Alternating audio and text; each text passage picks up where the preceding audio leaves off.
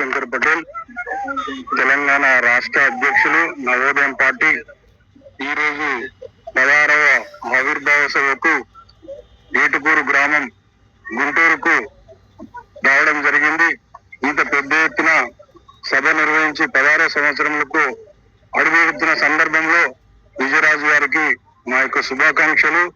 మరియు నన్ను తెలంగాణ అధ్యక్షులుగా ప్రకటించినందుకు చాలా సంతోషము. నవోదయం పార్టీ యొక్క ముఖ్య ఎజెండా ఐక్యత, సమానత్వము, అభివృద్ధి ఎజెండాగా ముందుకెళ్తుంది.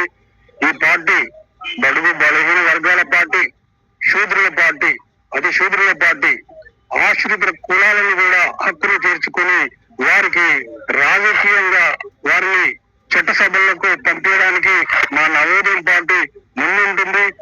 సామాన్యులకు రాజకీయ అవకాశం కల్పించాలనే ముఖ్య ఉద్దేశంతో మన విజయరాజు గారు ఈ పార్టీని 15 సంవత్సరాల క్రితము ఏటుకూరు గ్రామంలో స్థాపించడం జరిగింది. అతని యొక్క ఆశయాలను మరియు వంగవీటి మోహన్ రావు గారి యొక్క ఆశయాలను నేను శివశంకర్ పటేల్, తెలంగాణ రాష్ట్ర అధ్యక్షులు, నవోదయం పార్టీ వారి యొక్క ఆశయాలను నేను ముందుకు తీసుకెళ్తాను. మా పార్టీ కర్ణాటకలో కూడా స్టార్ట్ కావడం జరిగింది. దానికి లక్కరాజు గారు అధ్యక్షులుగా ఉన్నారు. మా పార్టీని దక్షిణాది రాష్ట్రాలలో కూడా విస్తరించి మరియు ఉత్తరాది రాష్ట్రాలలో కూడా విస్తరించడానికి మేము దృఢ సంకల్పం తీసుకున్నాము.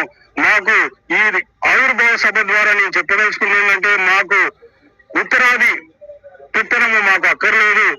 మా దేశాన్ని, మా జంబూ ద్వీప దేశాన్ని మేము అనగా శూద్రులము, అతిశూద్రులతో కలిసి మా దేశాన్ని మేమే పరిపాలించుకుంటామని ఈ 16వ ఆవిర్భావ దినోత్సవ సందర్భంగా నవోదయం పార్టీ తరఫున మీకు తెలియజేస్తున్నాను.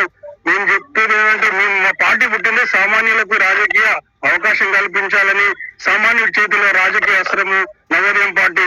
మా పార్టీని ఖచ్చితంగా అధికారంలో తీసుకొచ్చి దక్షిణ రాష్ట్రాలలో కూడా విస్తరింపజేసి మొత్తం అఖండ భారతదేశంలో మా పార్టీని చేసి అధికారంలో తీసుకొస్తాం. మరియు మేము చెప్పదలుచుకుంది ఏంటంటే, మనకు భారతదేశానికి రాజధాని అయిన ఢిల్లీ ఉత్తరాన ఉంది. సెక్యూరిటీ దృష్ట్యా అక్కడ ఉండడం మంచిది కాదు.